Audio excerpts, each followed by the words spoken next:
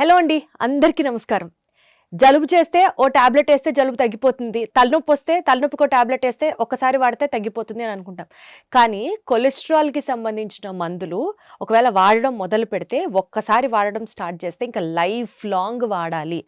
చక్కగా తగ్గిపోయేదానికి మందులు వాడుకుంటూ వెళ్తే జీవితాంతం బాడీ ఇంకా దాని మీదకి డిపెండ్ అయిపోతుంది. ఇదంతా ఒక మాఫియా నడుస్తుంది అంటూ ఎక్కువ వింటున్న నేపథ్యంలో ఒకసారి ఈ కొలెస్ట్రాల్ గురించి, ఒంట్లో ఉండాల్సినటువంటి మంచి చెడు కొలెస్ట్రాల్ గురించి అండ్ కొలెస్ట్రాల్ మందుల గురించి అడిగి తెలుసుకుందాం డాక్టర్ రవికాంత్ గారిని. సార్ హలో అండి.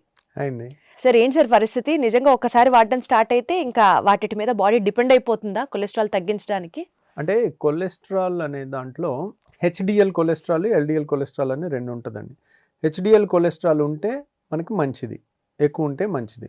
ఎల్డిఎల్ కొలెస్ట్రాల్ ఎక్కువ ఉంటే డేంజరస్ అని అంటారు.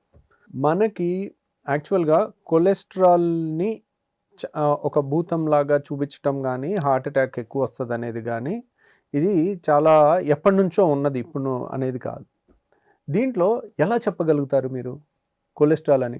కొంతమంది స్టేట్మెంట్ చెప్తారు, అసలు కొలెస్ట్రాల్ నాకు 200 ఉంది, ఏది బ్యాడ్ కొలెస్ట్రాల్ 200 ఉంది, చూడు నాకు ఇప్పటి నుంచి 5 ఏళ్ళ నుంచి హార్ట్ అటాక్ రాలేదు, 10 ఏళ్ళ నుంచి రాలేదు, 20 ఏళ్ళ నుంచి రాలేదు, అనవసరంగా ఇదంతా నడుస్తుంది, ఇవన్నీ చూడండి అనవసరంగా ఇస్తున్నారు, నేను చూడండి నేను 20 ఏళ్ళు కొలెస్ట్రాల్ ఎక్కువ ఉన్నా నేను బతికే ఉన్నాను, హాయిగా ఉన్నాను అంటారు.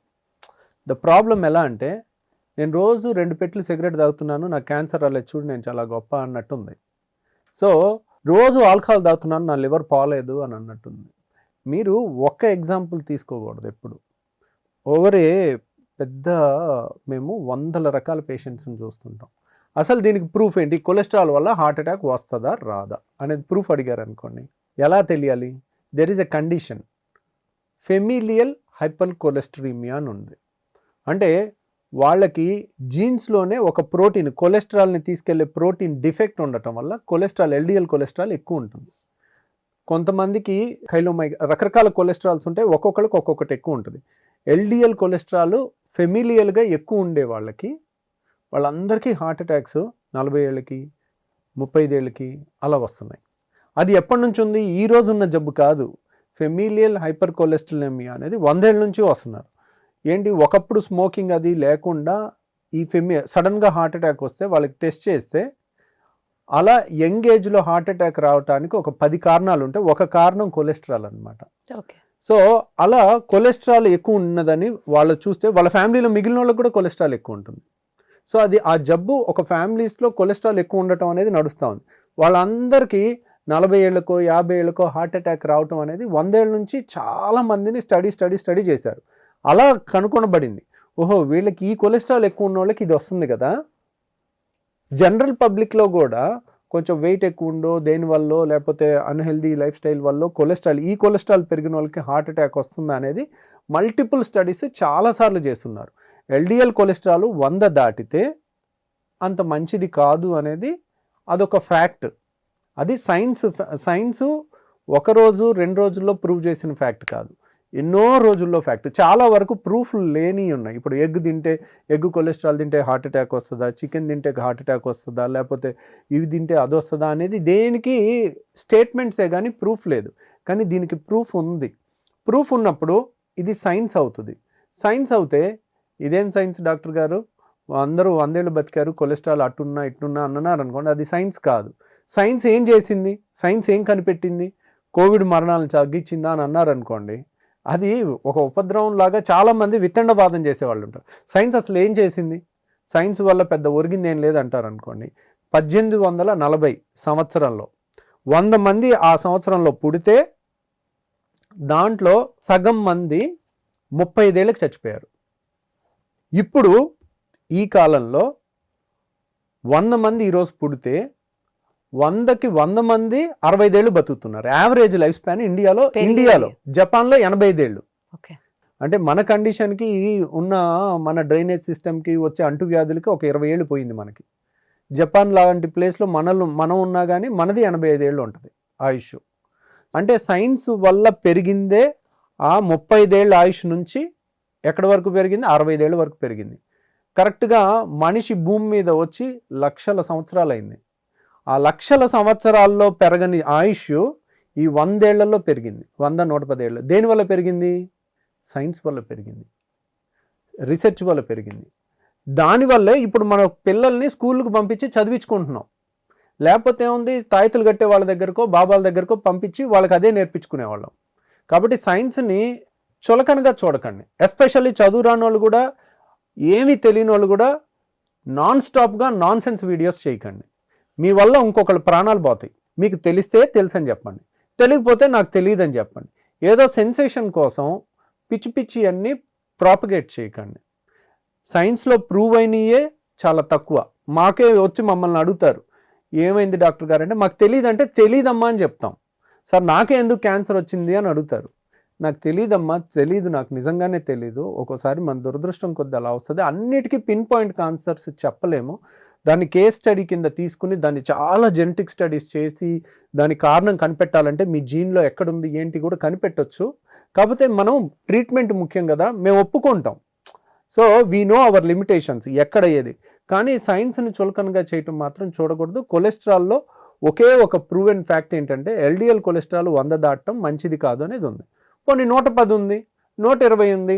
ఒకసారి కొలెస్ట్రాల్ ట్యాబ్లెట్ మొదలు పెడితే మళ్ళీ ఇప్పటికి వాడాలి కదా. నేను న్యాచురల్గా తగ్గించుకుంటాను. నేను డైలీ మార్నింగ్ 1 అవర్ వాకింగ్ చేస్తాను, నేను లేకపోతే జాగింగ్ చేస్తాను. నేను నా లైఫ్లో సిగ్నిఫికెంట్ రోజుకు 2 గంటలు నా ఆరోగ్యానికి కేటాయిస్తాను, మంచి ఫుడ్ తింటానని పెట్టుకోండి. ఆ 10 మీరు డైట్తో కంట్రోల్ చేసేసుకోవచ్చు. 20 కూడా ఎక్కువ ఉన్నా, 30 ఎక్కువ ఉన్నా కానీ కంట్రోల్ చేసుకోవచ్చు. మీరు ఫస్ట్ మీ ఆరోగ్యం అనేది డబ్బులు పెడితేనో మందులు వాడితేనో వస్తుంది అనుకోవటం మూర్ఖత్వం. మీరు కొలెస్ట్రాల్ ట్యాబ్లెట్ వాడినప్పటికీ కూడా హెల్దీ లైఫ్ స్టైల్ వైపు లేకుండా ఎప్పుడు టెన్షన్ జాబ్, ఎప్పుడు హై వోల్టేజ్ సిచ్యువేషన్స్లో ఉంటే మానసిక స్ట్రెస్ ఎక్కువ ఉన్నా కానీ హార్ట్ అటాక్ వస్తుంది. సో ఇలా మిగిలిన కారణాలన్నీ వదిలేసి ఒక కొలెస్ట్రాల్ ఒక ట్యాబ్లెట్ మీదకి రావాలి, ఒక ట్యాబ్లెట్ డబ్బులు పెట్టి కొనుక్కుంటే నాకు హార్ట్ అటాక్ రాదు అనేది మూర్ఖత్వం. నేను అదే చెప్తున్నా ఇప్పుడు కూడా. కొలెస్ట్రాల్ని ఎవరైనా కొలెస్ట్రాల్ ఎక్కువ ఉన్నా ఏం కాదు, హార్ట్ అటాక్ రాదు అంటే వాడు మూర్ఖుడు అని చెప్తాను నేను. సైన్స్ని ఇంకెందుకు వాళ్ళ ఇంట్లో పిల్లల్ని చదివించుకోవద్దు, సైన్స్ ఎందుకు చదివించడం, స్కూల్కి పంపించొద్దు అలాంటప్పుడు మీకు సైన్స్ మీద నమ్మకం లేకపోతే. అలాగని ట్యాబ్లెట్ ఒక్కటి వాడితేనే హార్ట్ అటాక్ రాదని కూడా నేను చెప్పట్లేదు. మన ఆరోగ్యం రావాలంటే ఓన్లీ ట్యాబ్లెట్ పెట్టి కొనుక్కోవటం అనేది కూడా తప్పు. మనం మిగిలినవి చాలా చేయాల్సి ఉంటాయి, అవి తెలుసుకోండి. ఒకసారి వాడడం స్టార్ట్ చేస్తే లైఫ్ లాంగ్ వాడాలి అన్న నానుడికి ఏం చెప్తారు సార్? అవసరం నిజంగా అంటే ఇప్పుడు అది సిచ్యువేషన్ బట్టి మారుద్దండి. ఇప్పుడు సపోజ్ ఒకళ్ళు హార్ట్ అటాక్తోనో పక్షవాతంతోనో వచ్చారు, వాళ్ళకి కొలెస్ట్రాల్ చూసాము ఆల్రెడీ ఎక్కువ ఉంది, వాళ్ళకి రెండో అటాక్ వస్తే ప్రాణం పోద్ది. అలాంటి వాళ్ళకి ఒక్కసారి వాడితే life long. But otherwise 30-40 years లో ఎక్సర్సైజ్ చేయగలిగిన వాళ్ళకి first exercise okay, first diet, exercise, good life style చేసి కంట్రోల్ చేసుకోవచ్చు. కంట్రోల్ చేసుకున్న తర్వాత అవసరం లేదు. సార్ ఈ కొలెస్ట్రాల్ ఎక్కువైతే రివర్సల్ కూడా జరుగుతుందా సార్ బాడీలో? రివర్సల్ అంటే proper exercise, good food, proper life style వచ్చేస్తుందా? ఖచ్చితంగా వస్తుంది. వండర్ఫుల్ సార్, ఖచ్చితంగా వస్తుంది.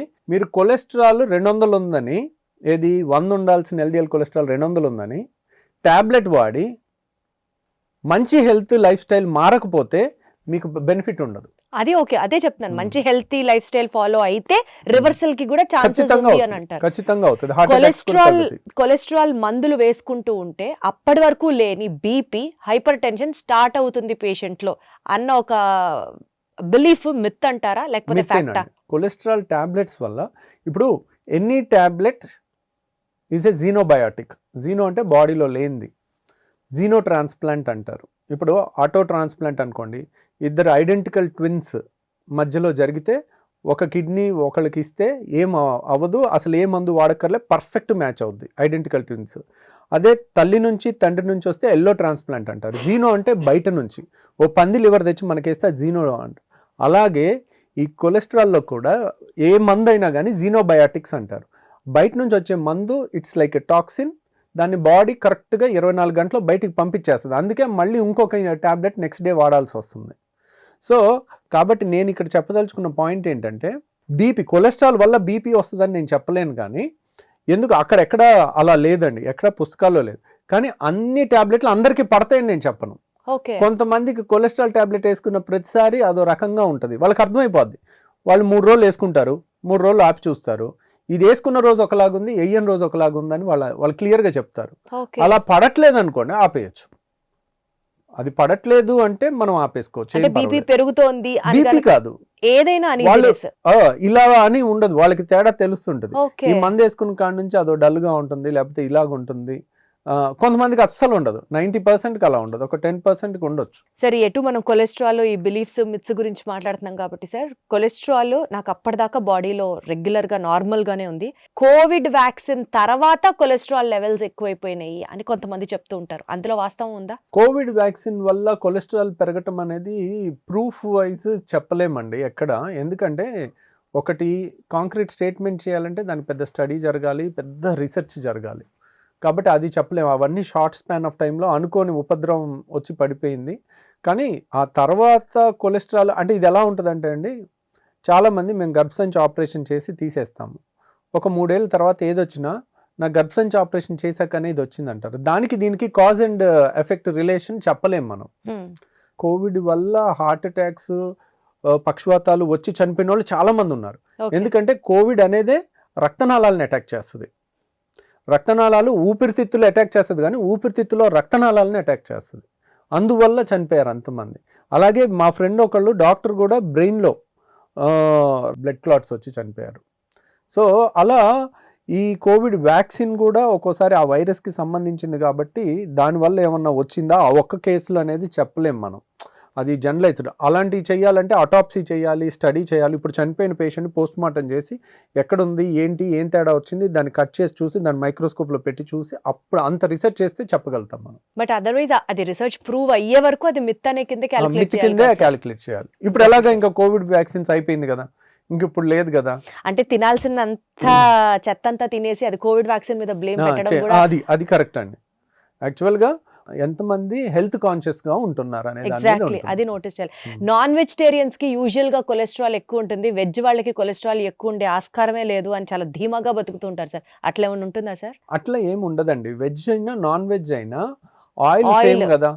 ఒక్కోసారి కొంతమంది వెజిటేరియన్లోనే ఆయిల్ ఎక్కువగా, అసలు వెజిటేరియన్ చేసినంత వెరైటీగా నాన్ వెజ్ చేయలేరు. వెజిటేరియన్లో ఆప్షన్స్ ఎక్కువ ఉంటాయి, బాగా చేసే వాళ్ళు ఉంటే వెజిటేరియన్లోనే ఎక్కువ తినే వాళ్ళు కూడా ఉంటారు. అక్కడ వెజ్ నాన్ వెజ్ కాదు, మితంగా ఉందా మితం లేకుండా ఉందా అనేది చాలా ఇంపార్టెంట్. సో ఆ ఇంగ్రీడియంట్స్ కానీ మరీ ఎక్కువ డీప్ ఫ్రైలు చేయటం కానీ మరీ ఎక్కువ ఆయిల్స్ వేయటం కానీ, డిసిప్లిన్ ఏదైనా ultimately boils down to me ఆరోగ్యం మీద మీకు ఎంత శ్రద్ధ ఉంది. మీరు కష్టపడితే మీకు ఆరోగ్యం వస్తుంది, మీకు కష్టపడకపోతే మీకు ఆరోగ్యం రాదు. అది థంబ్ రూల్ అంతే. అనవసరంగా కొలెస్ట్రాల్ ఎక్కువ ఉంది కదా ఇంకా మందులు స్టార్ట్ చేస్తే జీవితాంతం వాడాలి అన్న ఒక భయంతోనో, లేకపోతే నాన్ వెజిటేరియన్స్కే వస్తుంది వెజిటేరియన్కి కొలెస్ట్రాల్ పెరిగే అవకాశమే లేదు అన్న ఒక ధీమాతోనో, ఇలాంటి తప్పుడు బిలీఫ్స్తో లైఫ్ స్పాయిల్ చేసుకోవద్దు. Be very conscious about what you eat, how you spend those calories and stay fit and stay healthy. Thank you sir. Thank you అండి.